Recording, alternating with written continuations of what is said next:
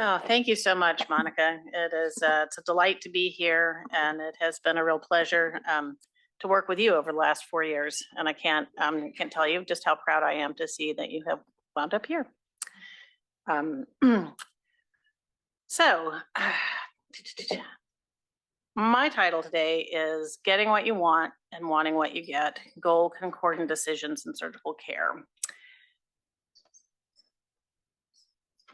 Uh-oh.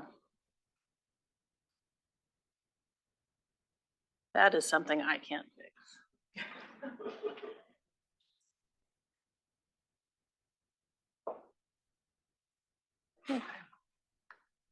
Okay, first, no disclosures. This is my former Bulldog CPAP. So my disclosure, this always reminds me to say that I don't have any financial disclosures or conflicts of interest, but I do talk about emotions and sometimes sad things. This talk is more of an interactive talk about how I do my work with my patients in both surgery and palliative medicine, less than really a data-driven evidence base. So that's my disclosure, and CPAP's here to defend me. So as Monica said, I have kind of a patchwork history, and I want to share just a little bit about my background and the identity that I have now. So my hat definitely has these three corners. So, and I try to work in the overlap between them. So head and neck surgery, palliative medicine, as well as clinical ethics consultation. Yeah, and this is not my hat. So I don't do all of head and neck surgery. I certainly don't do all of palliative medicine, and I don't do all of clinical ethics consultation. I'm acutely aware of my need for my colleagues in these other spaces and the, my home and the overlap among them. So how did this happen? Why would this happen to anybody? And it was really kind of incidental. I started my life as a head and neck surgeon. And I took my first job in Texas, where I was fortunate to study at the Institute for Medical Humanities, Bioethics, and started a degree in clinical ethics. Then in 2008, Hurricane Ike hit Galveston. Chris Holsinger, shout out to all the folks on the coast at that time. And at that point, really devastated the hospital and the infrastructure we had for patients who are or underinsured. And many patients lost access to care, and our hospital was closed for quite some time, which gave me an opportunity to do a lot of community outreach. And sadly, ultimately, the necessity of volunteering as a hospice medical director for the 85 of my patients who lost access to curative intent treatment at that time because of their underinsurance, which led to a whole nother story about community outreach and advocacy and standing in Austin in front of the legislature, but that is for a different time. And so I backed into board eligibility for hospice and palliative medicine with the hundreds of hours that I racked up working in that space. And at that time, I just mooshed it all together. I'm like, all of this is just going to make a much better head and neck surgeon. And so that's how I practiced. I was a head and neck surgeon who had these other skills that I used.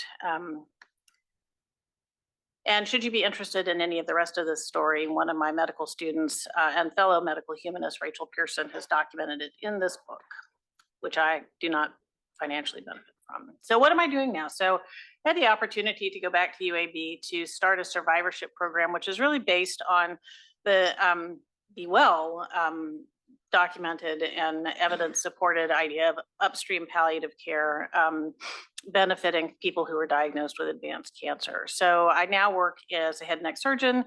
I focus on recurrent and salvage head and neck cancer cases that require extensive decision-making. I call it the last operation clinic, because often it's where people come when this may be the operation, the last operation they'll have, or this may be the point when they decide that they're not going to do surgery anymore. They're going to do non-surgical treatment. I'm blessed to have the resources to run the Sullivan Survivorship Program.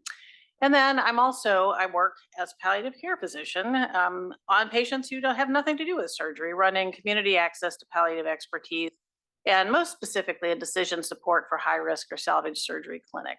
And I do clinical ethics consults. So I just like to point out that the pirate hat, the three-cornered hat, has a bunch of colleagues who hang out with them, whereas the cowboy hat is a loner, not a loner. hang out with my colleagues and rely on them quite a lot. And I will say I'm really delighted to say that now there are more and more people who practice full-time palliative medicine with a background in another specialty to inform that practice, and full-time surgeons in a wide variety of subspecialties who practice fully informed by fellowship training in palliative medicine. So it is not necessary to practice as a chimera like I do, but I choose it because I think it gives me particular insights that are valuable to me. So I don't advocate it for everyone, but that is where I'm coming from. So in general, I would say when I do surgical consults, it usually starts with what is possible, what's advisable, what are the risks, tends to start with the intervention.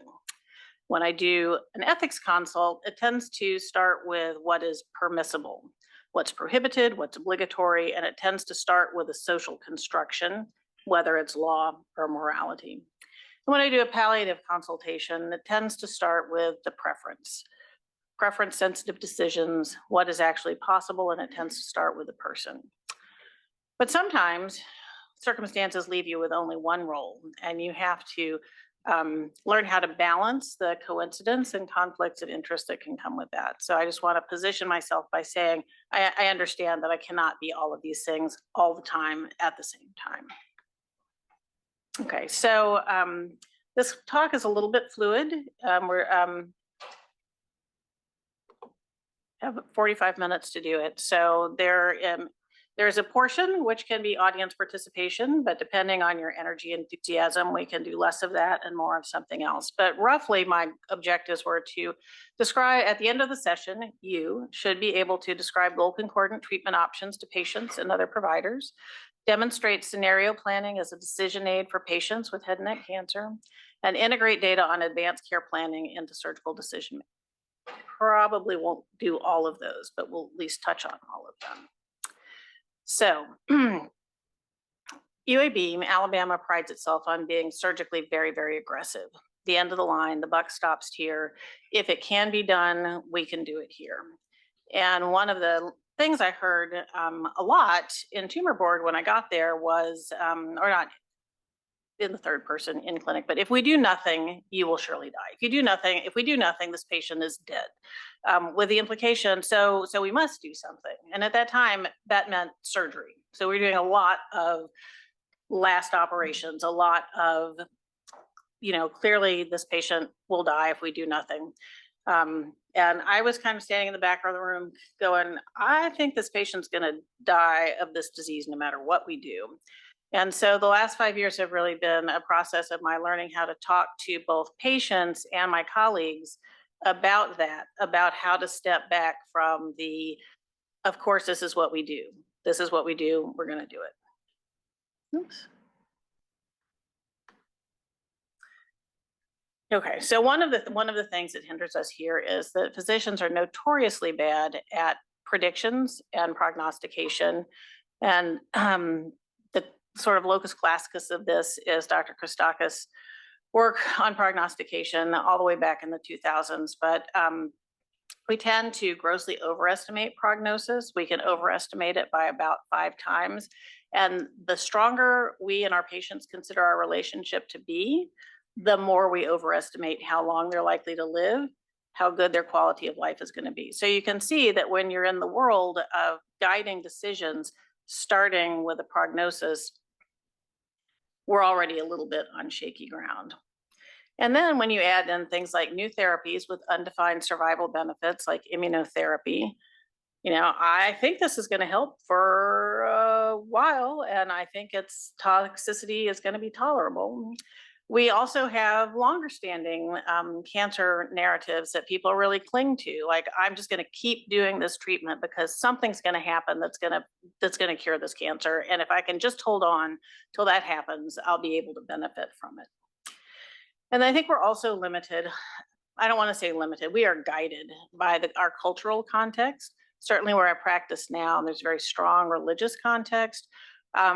Which really draws on ideas of ultimate authority, physician humility, and talk of miracles. So the idea that we can be absolutely certain of what we're saying and defining patient's fate, the date of death, the time of death, I've learned to be very humble about that. This is one of my favorite articles. I teach a lot with it. It's out of Gretchen Schwartz's lab in bioethics and communication in Wisconsin. Gretchen is a vascular surgeon and clinical ethicist and extremely well regarded in the field of palliative medicine. And this is an article she wrote with her student, Michael Nabozny, called Constructing High-Stakes Surgical Decisions. It's Better to Die Trying. Really with the idea that patients come to you like, I hear what you're saying, but let's just go for it. Let's do the Hail Mary. I'd rather just die on the table. And I'm sure that probably everybody in this room recognizes that black box in the middle of this decision-making process where, yeah, the good outcome is durable survival with acceptable quality of life. What patients perceive as the worst possible outcome, worst case scenario, is they just die on the table, which how often does that happen? Never. I mean, it almost never happens. It certainly doesn't happen predictably as the result of a high risk, questionably likely to succeed operation. And in the middle, there's that black box of unwanted complications, unwanted locations and levels of dependence, the possibility of decisions about withdrawing life-sustaining treatments, and the need to talk about these things as potential exit opportunities for patients who have found themselves in a clinical condition that they do not want, did not want, and probably could have told us way upstream would be unacceptable to them. But this can be hard to talk to patients about because of this real dichotomous idea between success and death.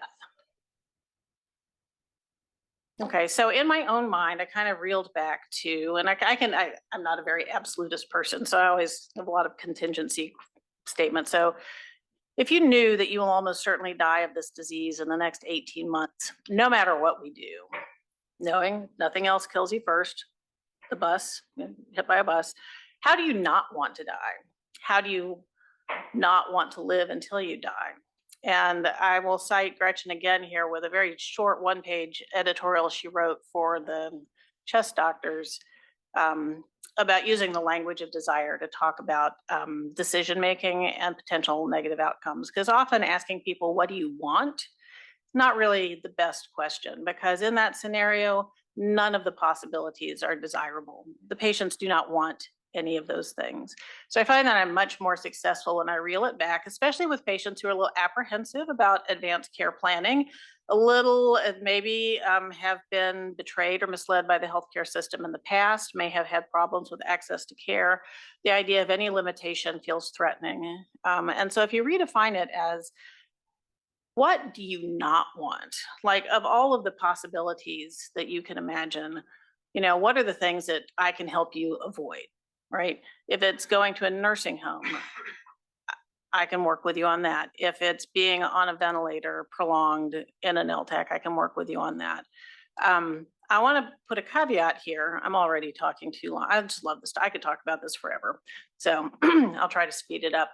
So a caveat that what people, especially people in relatively good health, tell you that they could never live with is a little misleading, okay? Because our ability to forecast into the future how we're going to feel about a future state is about as bad as doctors' ability to prognosticate. We are like notoriously bad at being able to do that. So when somebody tells me this is an absolute no-go, it's unacceptable, I always I'm like, let's put a pin in that. I'm going to put that over here in the definitely want to avoid if we can.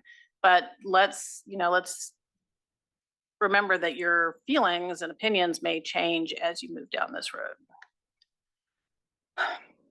So I imagine that most of you are fairly familiar with the evolution of consent from old-timey paternalism, doctor knows best, I'm going to tell you what we're going to do, to, you know, the post-Vietnam civil rights Watergate era of radical autonomy. I'm going to give you all the options and you're a customer and you're going to tell me what we're going to do. To the era of shared decision-making, which is really, it's very popular. It has some challenges and limitation, but the idea that the physician is going to elicit the patient's goals and values and the patient is going to provide them. Then the physician is going to provide options that potentially meet those goals and values. And then finally, the moral imperative is going to make a recommendation. Which of these options is most likely to meet the patient's stated goals and values. So too tiny, can barely read.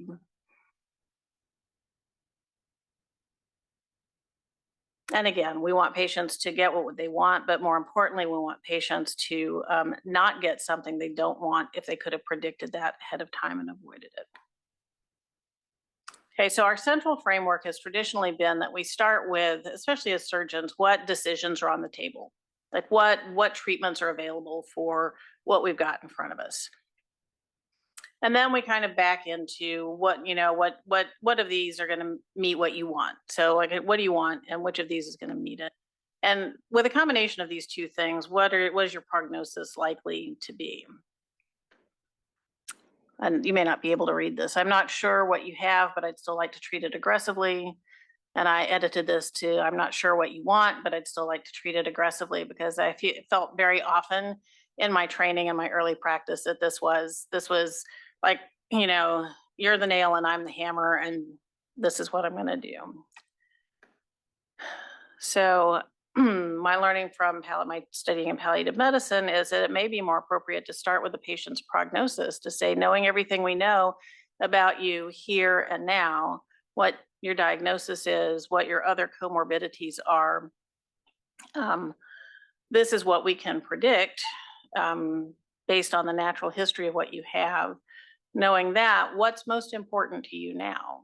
What's most important to you?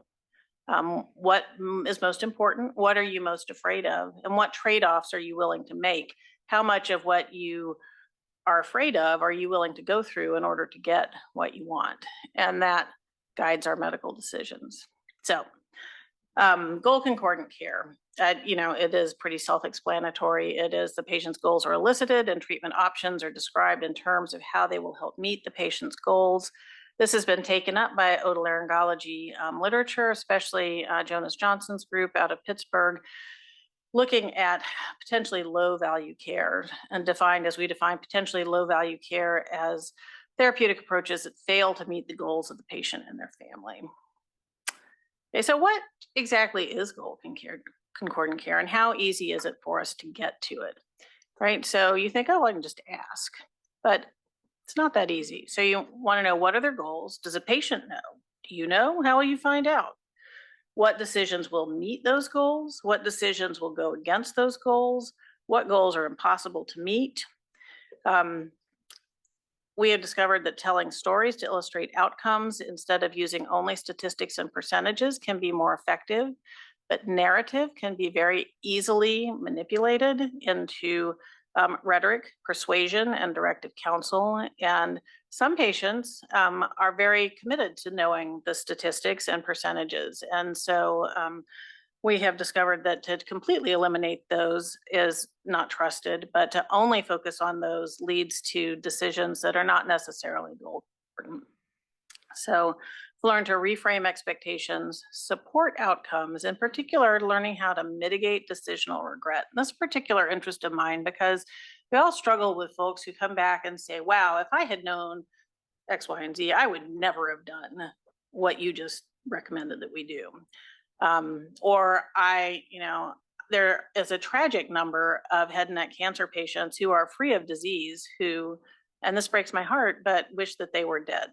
Okay. And we think I really screwed up upstream. Like I must have not their decision-making was not as good as it could have been because I didn't give them the information that they needed. So I really need to focus up here. And I would argue that when you get to this point, the very fact of making a decision, of being an agent who has a choice between more than one thing, means that you will have some regret downstream.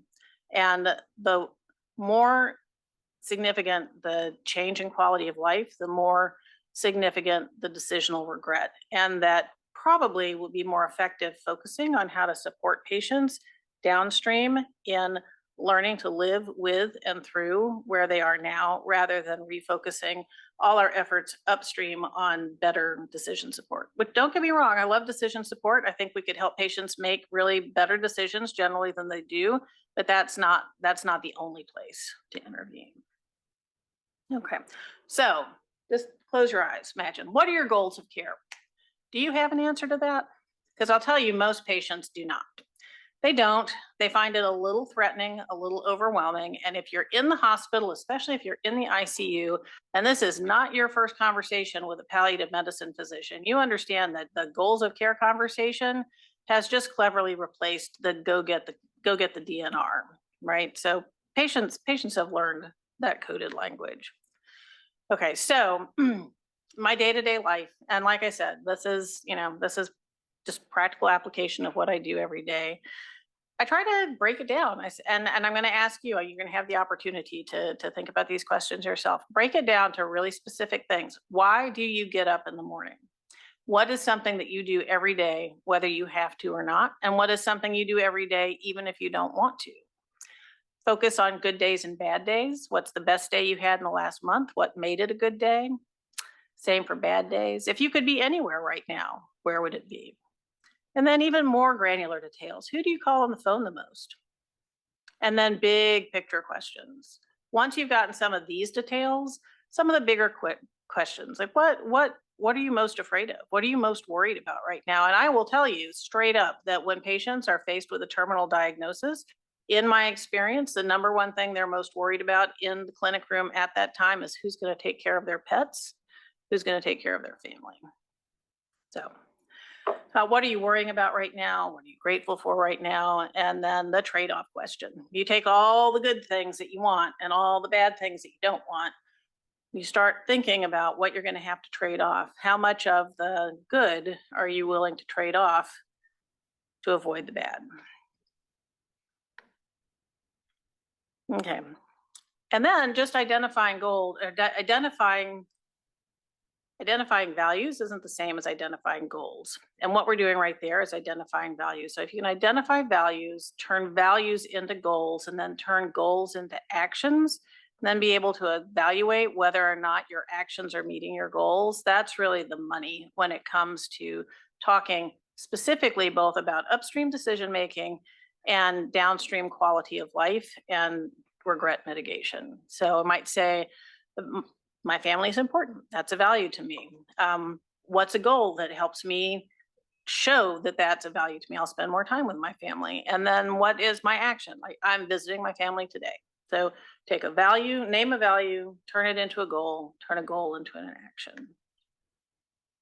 And this is not just a one-time thing. It is iterative, rinse and repeat, values, goals, decisions, actions, outcomes. And then often we find that we have patients, and this drives physicians crazy sometimes. I've got my crazy physician here who tell us they want one thing and then promptly do a bunch of stuff that leads them directly away from that thing they want to the thing that they don't want. And this bottom left corner is what I want to really emphasize here is this disconnect, this discordance, okay, goal discordant decision making. You may have misstated or misidentified your values, or there may be a real disconnect and you're thinking about what decisions and actions are going to lead there. So there are two places to intervene there. It's not just one. It's not that you are doing the wrong thing. Very often, if you wind that back, you find that the goals actually don't represent the values that they have, or they have different values than what they're willing to share with you up front. Okay, I'm not going to spend a whole lot of time on this because I'm rapidly using up all of my time. But this graphic represents a tool that I found very useful in incremental achievement of goals. It's called goal attainment scaling, where you identify a goal that you would like to achieve, and then you break it down into sort of a 5-step. How am I doing right now? What would it look like if I did a lot better? What would it look like if I did a little better? What if I did a little worse? What if I did a lot worse? And kind of scoring where you are on it. And then, like just any quality improvement project, making a quick cycle intervention to try to improve that. So when I am teaching students and I have a lot more time, I actually have handouts and we kind of walk through this and do a little bit of turning your values into goals and goal attainment scaling. But I am not going to do that here today, or we'll run out of time. So that's what frames my conversations with patients. Again, as I said, upstream in my high-risk surgery clinic, and downstream when I'm helping patients in recovery, both acute and chronic, manage their expectations and their outcomes. I want to turn now back to Dr. Schwartzy and her patient preferences project, which has led directly to the best case, worst case decision aid that I think a lot of folks in palliative medicine and especially surgical palliative care talk about, because it's pretty easy to get your arms around and has been shown to be useful, although not perfect. So this relies on scenario planning, which came to prominence in the 1970s with the oil crisis and the use of predictive models to not just look at the past and predict what we expect in the future, but to look at the present and to look at all sort of the things that we can possibly know about likely future outcomes and create, the most likely outcome. So Gretchen built that into a best case, worst case scenario. And I will say this works best with two options, and it really was designed for and works best for surgery and not surgery, or aggressive care and supportive care. If you have more than two options, or if you have two similar options like, immunotherapy or chemoradiation, it is a little harder for patients to manipulate. But this is the basis where you take two options and you define a best case scenario, a worst case scenario, and then using everything you know about the patient, all the known knowns and known unknowns, to identify a most likely outcome. And you do the same thing for the second option, best case, worst case, most likely. Probably the most useful part of this is if the best case outcome of an intervention is unacceptable to a patient, you know that that option shouldn't even be on the table, and you're just complicating things sort of unnecessarily. Then I love to put in these reminders about scenario planning, because this is one of our favorite narrative tools in the movies, right? Is to take a situation, a catastrophe like a plane crash, and very slowly alter each variable to see how it plays out. Like, is Sully gonna land in the river, or is he gonna blow up the Empire State Building? And, more recently and immediately to mind in the aftermath of COVID, our pandemic or infectious disease planning. Where's patient zero? If patient zero got on this plane and went here, how will things pan out? So that's the historical background and cultural background of scenario planning. It's been shown that the actual one-on-one personal interaction of making a handwritten graphic aid is more effective than simply having patients fill out a pre-made form. That patients have a tendency to hold on to this and bring it back again and again to say how close did the outcome match to what we thought it was going to happen. Okay, so that's the best case, worst case scenario. I use that a fair amount. Although I will say that in my particular clinic, which focuses on folks with recurrent cancers who are facing that last salvage operation,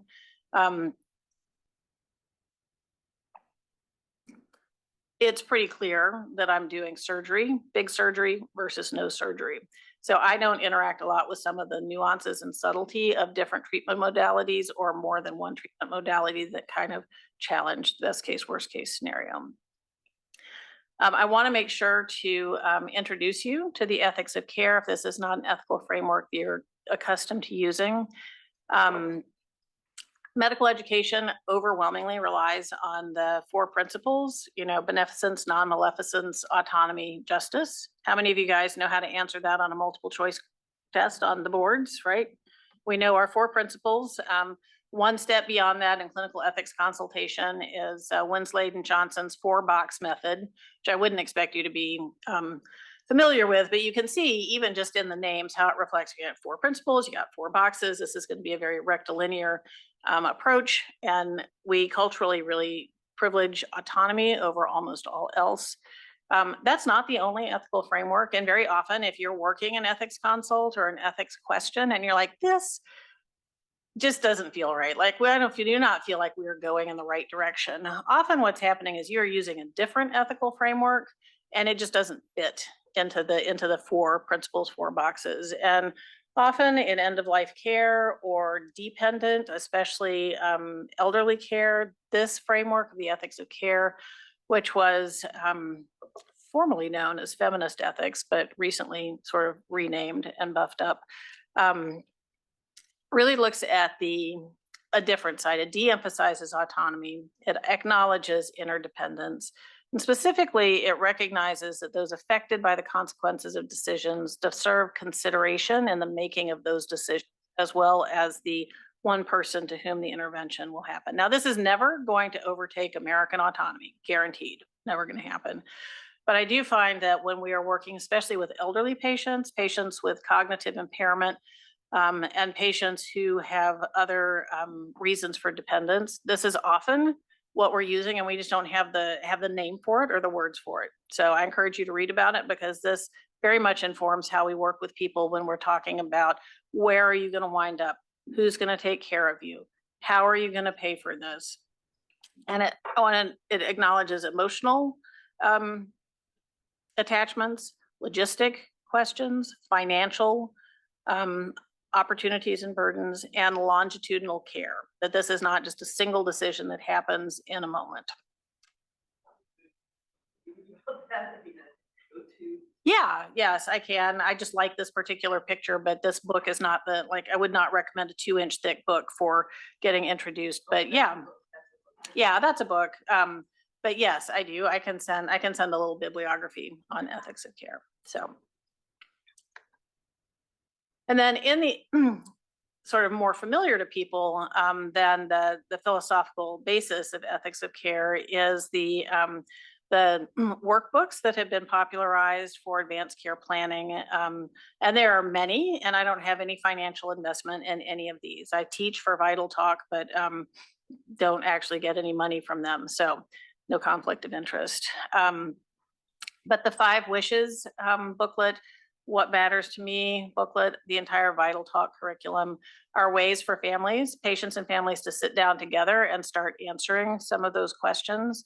And you can imagine that is the place where you can roll some of these values questions in, like what is a good day for you? What is a bad day? What would be unacceptable to you? What would make life not worth living? What would make life worth living? How much are you willing to suffer in order to live longer for any particular goal or no particular goal? Then I wanted to introduce you to this tool to illustrate that this doesn't have to be a long conversation. It doesn't have to be a highly detailed conversation. This is a tool called Meet My Loved One, which we developed in our palliative care unit during COVID, when so many people were alone and making decisions either about COVID at the end of life, or independent of COVID, in the context of COVID, having to make decisions about cancer treatment, particularly operations that would lead to, a long and committed time in the medical environment, which people were finding increasingly hostile, not being able to have family at the bedside. And this is as simple as just providing documentation to leave at the bedside about what this person likes to be called, some of what their favorite things are, other important things that you need to know about my loved one. And this took off like wildfire in an environment and an institution where making an advance directive is like pulling teeth. The Meet My Loved One was really, really well received.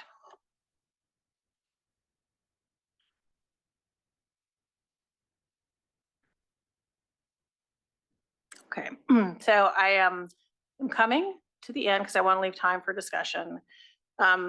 One of my favorite things that I do is run the high-risk surgical clinic out of the palliative medicine clinic. So our palliative medicine clinic is geographically located, and we have 5 physicians who work there and a nurse practitioner. And then we have physical therapy, occupational therapy, tobacco cessation, a whole raft of psycho-oncology, a huge practice of counseling, exercise physiology, wellness coaching. So we have a lot, and nutrition, a lot of things to enrich people's quality of life and support them either during treatment or after treatment. And I've partnered with our preoperative anesthesia evaluation unit to identify patients who are facing high-risk decisions, or patients where there's significant family conflict, or under-resourced patients, to sit down and have dedicated time to talk through some of those what matters goals of care instruments, to lay out the framework that they're making their decisions. So this cartoon, sorry for the tiny print, there's no easy way I can tell you this, So I'm sending you to someone who can. I think that traditionally surgeons have had kind of a bad reputation for not wanting to break bad news, and not wanting to engage in this kind of longer term decision making. I don't think that's traditionally true. I think it's it's a stereotype, which is often false, but not always. So, um, and then this one says, bunch of surgeons around a table, let's just start cutting and see what happens, which I think is also a prejudice about how surgeons approach decision making, that not sure what you want, but we're going to treat it aggressively. So in closing, I want to talk a little bit in general about things that I have learned about goal concordance for surgical intervention and goal discordance. So what goals patient has, do I say, yes, this, we're on the right path. Surgery, even if it's aggressive, heroic surgery, we are on the right path here. And I'm going to pause just for a minute to share, it's not even an anecdote, but it's a conversation that I had with my mentor when I first started working in Birmingham. When I was, talking about rounds, and I was bemoaning how many people we had whose necks were falling apart, how many fistulae we had, how many people who were on carotid blowout precautions. And he just said, Susan, it's like appendectomies in internship. Like if you don't have some of those on your floor, then you're not being aggressive enough, right? You need to have some, and I'm going to get this wrong, some false positives in your appendectomies. Like you need to have a couple of negative appendices in order to know you're doing the right thing. In head and neck surgery, you need to have at least 3 or 4 people whose necks are falling apart at any given time to know that you are doing high quality head and neck care. And at the time I was like, mind blown, that can't be true. Always want to minimize the bad outcomes.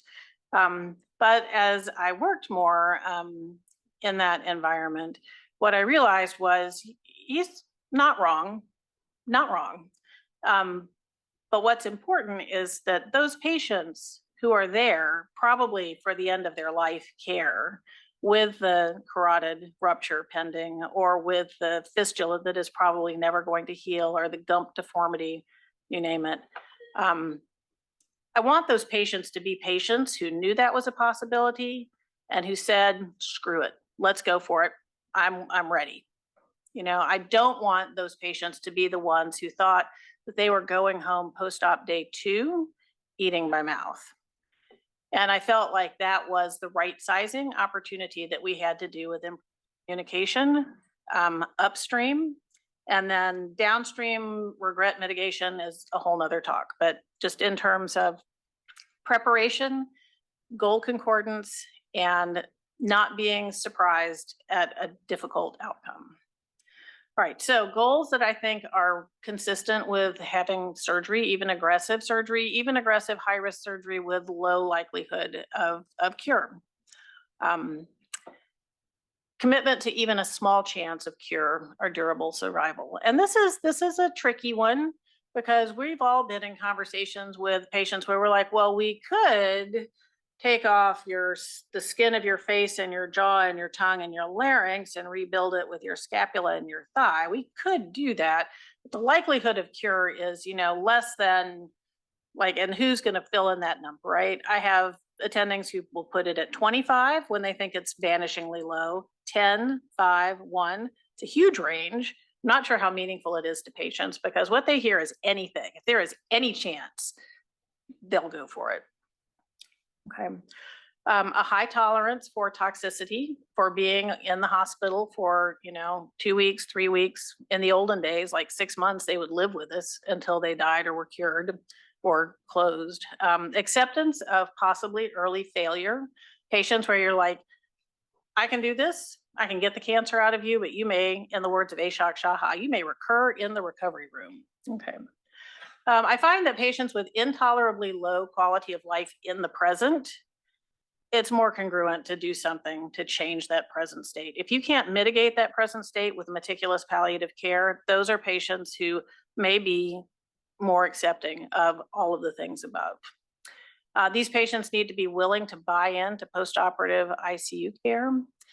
And they need to be realistic and practical enough to have an advance directive, a medical power of attorney, and a willingness to define the length of time on life support and decision for discontinuation. That's a conversation that if you're not able to have, you probably shouldn't be going that direction. And what goals should lead away from surgery? As the converse, if you have good or acceptable quality of life now, I am only going to make your quality of life tomorrow worse with a big operation. This one's tricky too. So a desire to maintain the status quo as long as possible. Say, we'll do everything we can with supportive care to keep your bodily integrity, to keep that larynx in place, to keep your pain controlled, to keep the cancer from growing too fast.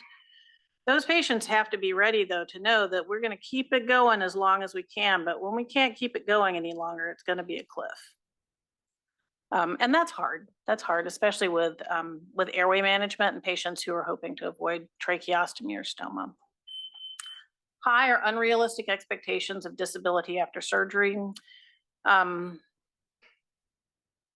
then this may seem counterintuitive, but if a patient is willing to consider palliative sedation to the point of unconsciousness at the end of life if symptoms are severe, then that actually tells me that that cliff, we have an answer for that cliff, okay? It's not our favorite answer, but if we keep you going for as long as we can, and when we can't keep your quality of life acceptable anymore, we have the ability to sedate you so that you don't feel it. You don't feel it. Patients who are unwilling to accept that, those are patients where we'll do everything upstream we can to avoid the cliff at the end. All right. Pitfalls and caveats. I talked about this before. Disability becomes much more tolerable after it's been experienced. Like I would never want to live like such and such. As soon as you've lived a little bit, then you're a little bit more willing to consider other disabilities. I'm hoping that this will be less true in the future. Our quality metrics, especially 30-day mortality metrics, can affect surgeon willingness to perform surgery with palliative intent or surgery in patients with vanishingly low success rates. Patients may be afraid to show fear to their treating physician for fear of having treatment limited or withheld. When I started down this path, I was darn sure that all surgeons should be doing all their own palliative care. Like, what do you mean you're not having these conversations, managing these symptoms, walking the walk with these patients at the very end of life? And over time, I've learned that some patients, that's good. They want one person to do everything. Other patients, they really need to have a hero and a savior, or a savior and a hero, however you want to look at it. It decreases the emotional burden on any one practitioner to have a team working with you. So I find that often I'm the recipient of palliative consults for patients who are not my surgical patients from all over the hospital. Lord, I have a lot of hepatobiliary patients. But to be able to be that second pair of eyes, that listening ear who can hear you say, it's too much, I can't do it, I can't tolerate that, I can't do that. Something that they feel like they can't say to their surgeon. Do I hope that changes in the future? Plus minus. I'm undecided on where that's going in the future. Okay, so in conclusion, it is really not easy always to know a patient's goals, and just asking them is not going to get you there. Storytelling, scenario planning, pictures can help clarify and communicate. Patients are likely to experience decisional regret regardless of the original decision. It's the fact of making a choice, not the choice that's made, that tends to lead to regret. Prolonged survival may require prolonged supportive care. My clinic is full of patients who are free of disease but have an incredibly high symptom burden. Sometimes the best palliation is an operation. I'm certainly not anti-surgery, do plenty of surgery 3 days a week. This is important. Some things may not be able to be palliated. And in head and neck cancer, I think this is really critically true, and true more so than in most other surgical subspecialties. And I try not to be an exceptionalist and be like, oh, we're special because of this. But particularly large fungating oral cavity tumors, there is really no way to keep that patient comfortable when it gets very, very advanced. And that's when proportional palliative sedation is on the table in the conversation. And if you've never mentioned it until they're at that point, then you are not looking so good, because it looks like you're trying to off them or euthanize them. But if you have presented it as an aggressive but effective way to manage symptoms that can't be managed any other way, you're in a much better place. But also, when I get a patient with an oral cavity cancer who says, "That's it, doc, I've had a good life, let me go, sign me up for hospice, I'm ready to die," I just look at them and I say, no, you are not. What you are ready for is a reasonable operation to get this tumor out of your mouth so that we don't ever wind up down there. So I can be directed and bossy too. Death is often not the worst outcome, back to our black box in the middle, and more attention needs to be paid to the information patients actually use when they make decisions. This is a shout out to Gretchen's best case, worst case teaching tool. It's a really cool video. It's really good for teaching your residents. And then finally, I'd just like to acknowledge the Pat and Jean Sullivan family. Pat was a long-term survivor of head and neck cancer, pharyngeal cancer, who ultimately died not of the cancer, but of, I think, cervical myelopathy and the highly symptomatic after effects of the treatment for his cancer. And they have provided the startup funds for this survivorship clinic, which plans for the rest of your life from the point of diagnosis. All right, that's it.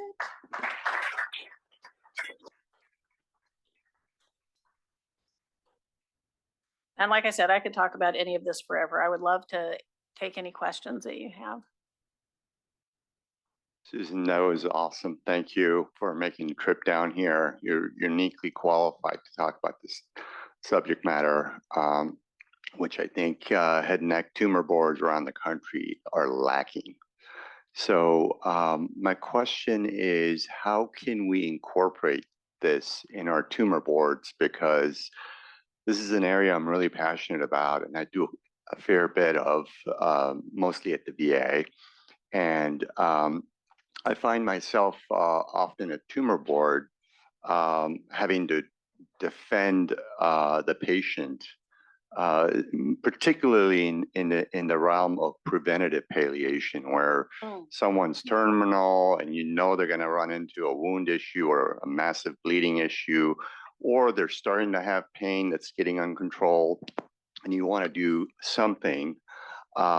And you get somebody from radiation oncology saying, well, that's not standard care. And the question is, we don't have standards for this stuff. And I wish we did. It would be easier to defend a tumor board, but we certainly need more awareness at every head and neck tumor board. How do you address your tumor board? I'm sure your tumor board is well versed, but how would I do it? Tumor board's challenging, right? Because it's really high volume and it's very standardized, and you want to like go through your cases and get them done. I would say my response to that is when we're at tumor board and I ask the question, what's this patient's functional status, and nobody knows, it makes my ears smoke. When I ask what's the patient hoping to get out of this operation, and nobody knows, makes my ears smoke. So training our trainees how to ask those questions and include them in the documentation so that we at least have a hook, the beginning of a way to talk about what's patient specific and preference sensitive to that patient. And then I find that it's an easier conversation to have about geriatric patients, because we're much more conscious of wanting to tread lightly on people who we perceive have a shorter life expectancy. And so making it more routine to talk about what their frailty is, what their living situation is, what their support system is, contextualizing that makes people start to recognize that it's not all one gold standard of care for everybody. So that would be my initial Second part question is, I find that the hardest part is deciding on when not to operate. And this is after the algorithm and figuring out what the best case scenario is, worst case scenario, and taking the patient factors into account. I find myself in palliative cases doing a lot more stuff under local MAC, right? Because the anesthetic is the biggest risk factor in that, in most of my patient population at the VA. So I find myself doing a lot of local MAC. Do you incorporate that to decrease the worst case outcome on that category of where you have anesthetic complications of MIs and strokes? And well, my husband's an anesthesiologist, so I might be biased.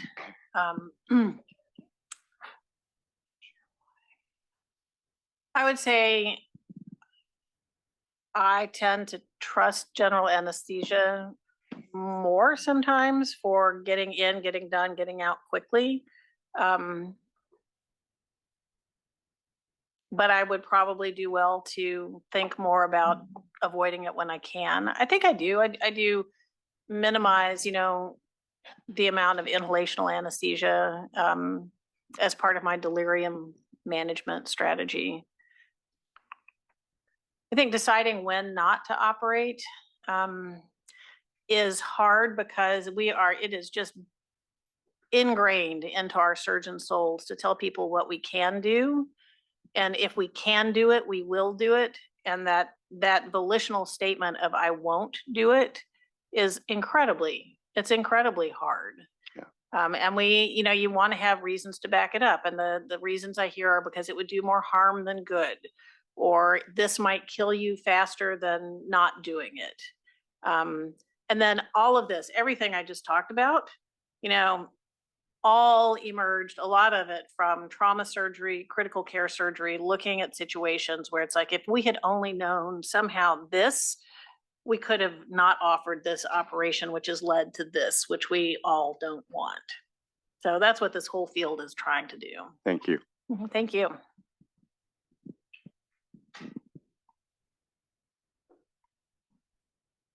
Wow, what a great talk. Thank you, Susan. I was there with you at Ike. Thank you for the shout out. Got it. What was the specialty of the mentor who told you about the false positive rate? Oh, head and neck cancer surgeon. Interesting.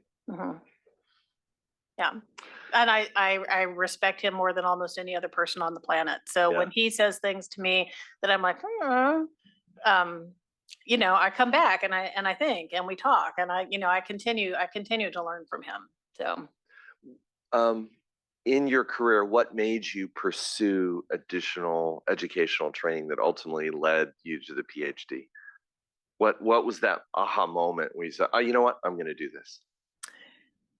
So I started my life never even thinking about going into medicine. And I was a historian and a musician. So I started my life in the humanities. And when I left completely. I left completely to go into medicine for, sort of altruistic, mission-driven reasons. And it was in my 4th year of residency when I was having to pick a research project that I started feeling the loss of that. And I picked my research project on the original voice prostheses in 19th century Vienna for total laryngectomy patients. And I did a history project. And that was the first time that I tried to do both, that I tried to combine humanities and medicine. And that just lit a fire. And then when I took my first job in Galveston, I did it so that I could collaborate with the Institute of Medical Humanities folks there. And the rest is history. So. Fantastic. Well, and then I have one final question that's really will maybe tease something out, and how you apply these principles that you've, I think, beautifully outlined this morning. Do you feel that it's ever appropriate to perform a total laryngopharyngectomy and glossectomy? And what's your decision-making process around someone who is a recurrent cancer patient who might achieve some of the goals that you have outlined, but then also can be radically affected and not be able to communicate meaningfully? So that has been a big clinical change for me. In my original fellowship training and in my time in Texas, that was a no-go. We looked at each other and we said the 1-year survival for total laryngopharyngectomy, glossectomy is 0, and we're not going to do it. Not going to do it. Yeah. Then I had a patient who came to me and he said, I will do literally anything to live 10 more seconds for my 3-year-old daughter. Literally anything. And so against what I felt was like my rational training, I did it. And he's still alive. In fact, he brought his daughter when she was 13 to me to do her tonsillectomy. And I was like, man, if I took out like your tongue and your larynx, you can let me take your daughter's tonsils out. We have a trust relationship here. Now, when I look back at that, I do not think, good for you, Dr. McCammon, you did the right thing there. What I think is I probably understaged cancer, that he has had such good survival after what I, perceived was a operation that needed to take his tongue and his larynx. We do it pretty frequently at UAB. And I would say it's those exact, that's one of the populations I built those criteria on. Like, you know, do you understand what this is going to be like? Is that acceptable to you? And if this all goes to shit, are you ready for the, you know, the price that we pay down the road? Right. And so it's not everybody, but it's more certainly than I thought I would when I was in Texas. Awesome. Thank you. Mhm. Dr. McCammon, we have some, we actually had 45 people logged on Zoom. And there's a comment here from Kavita. Are there any apps or technology you know to make the graphic aid? Interestingly, no. And I think that's because that lab really has doubled down on the value of the hand-drawn best case, worst case aid. So it's there are many apps for nomograms that help you figure out the known knowns and the known unknowns and all of the variables that go into it. But the you know, that actual graphic is intended to be drawn by hand with two people together. And another comment is anything to make it more accurate than us as imperfect humans. And scrolling down, there is one more comment or question. How do you know if they actually get it, what a bad outcome can be? That's hard. That's hard because often when I describe something to somebody who clearly seems to not get it, my impulse is to like be like, oh, I didn't describe it. I didn't make it sound bad enough. Let me start over with more of my bad adjectives, right? And I'm obviously looking for some sort of disgust or terror or somebody running from the room to be like, oh, now they get it, right? But that's not our job. We don't want to terrify people. And I think there's a very real population of people who simply cannot process and understand that before they go through it. And so then it's a little bit more a matter of making sure they're support system people. And note that I'm careful not to simply default to family. Okay, it's whoever their support system people are that who are going to serve as surrogates, that they're aware, and that we support patients by asking them, how much do you want to know, right, about what might go well or what might go wrong here, and letting patients guide us in that kind of gentle way rather than sledgehammering them with. I remember at the very beginning of my career, I was going to do a maxillectomy on this 83-year-old lady, and it was going to be great, and her Weber Ferguson was going to heal great, and I was fired up about it, and I got out a, you know, Jayton Shaw's big picture book, and I opened it up and showed her the picture, and she just passed out on the floor. I'm like, okay, lesson learned, TMI, no pictures. So.